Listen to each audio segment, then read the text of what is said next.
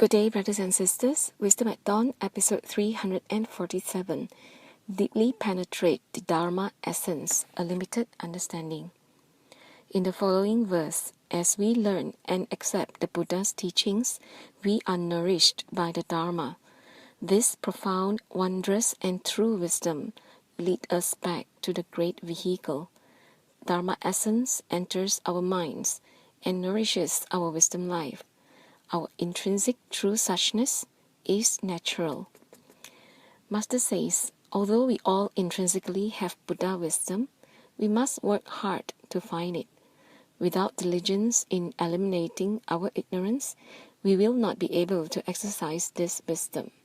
Because one ignorant thought gives rise to greed, anger, delusion, interpersonal conflict, and issues with others, which leads to much suffering. The Buddha wanted us to understand that suffering is caused by the accumulation of various causes and conditions. Understanding this, we must become vigilant of our every thought and practice precepts, samadhi, and wisdom. Recently, many volunteers returned to the abode for a short time to practice and work together. At the vegetable farm, they do weeding, create planting beds and drainage for each planting bed. Then they would sow the seeds in straight lines, so they would sprout in neat rows. Master says even in farming there is Dharma, of being mindful and respecting nature. These are all Dharma. As we sow the seeds into the ground, we must be very mindful and arrange them in very straight rows. This shows that we are engaging in spiritual practice with a straightforward mind. As each seed is planted in our minds, we must not allow any to deviate. Even as we pull up the weeds, we can bury them and turn them into fertilizers. And we must understand that some weeds must be completely uprooted. If not, these kinds of weeds will grow again very quickly. So Master says, the Buddha Dharma is inseparable from worldly phenomena. If we can accept the Dharma and apply it into our lives, we can peacefully coexist with all things in the world. If we can make great vows and diligently practice without wasting a moment of our time and keep on sustaining this mindset, then no defilements will arise in our minds.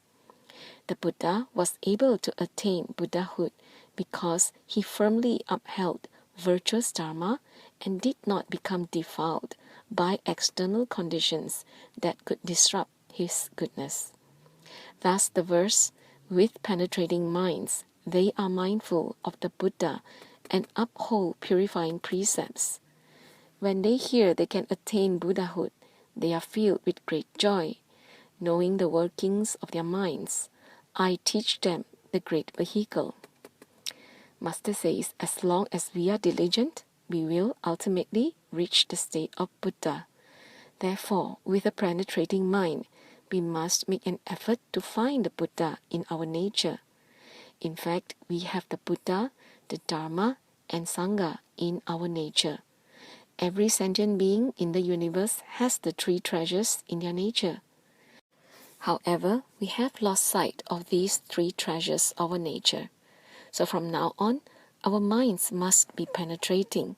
We really must delve deeply into things and not be like duckweed on water's surface. We must plant the seeds deeply into the ground so that they would grow into big trees. To have the root of faith, our faith must deeply penetrate our minds. Therefore, we must firmly believe that we can attain Buddhahood in the future.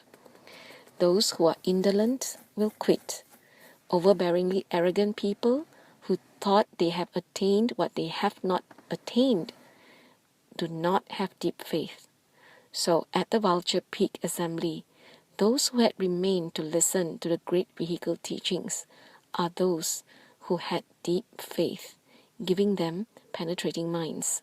So therefore, be mindful always.感恩 for listening in. May wisdom and inspiration be with us always.